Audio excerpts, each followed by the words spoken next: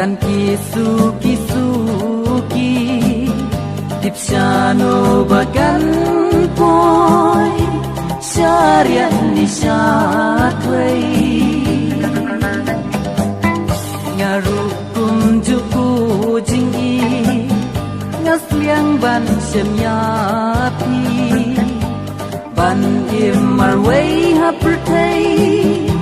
ya nga long lenoy yay parang hangang kung kasi yay turnay kung simple liang bani o diuli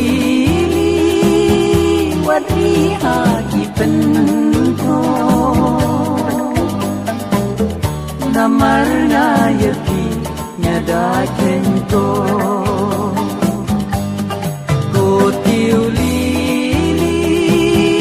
wari haki pento namar na yaki nyada kento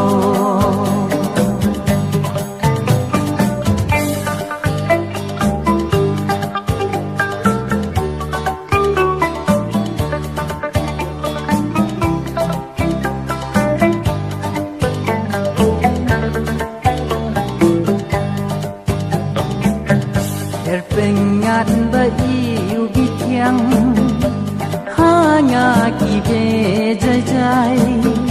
ya jingmut batlot junga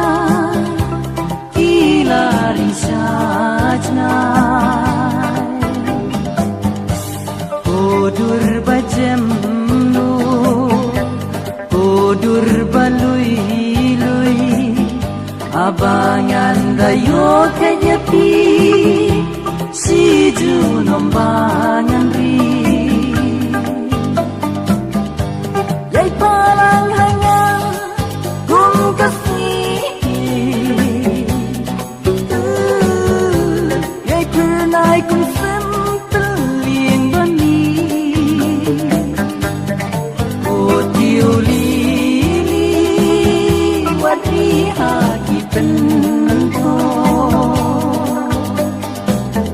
namar na yaki nyada kento o tiuli wari haki penko namar na yaki nyada kento oh namar na yaki nyada kento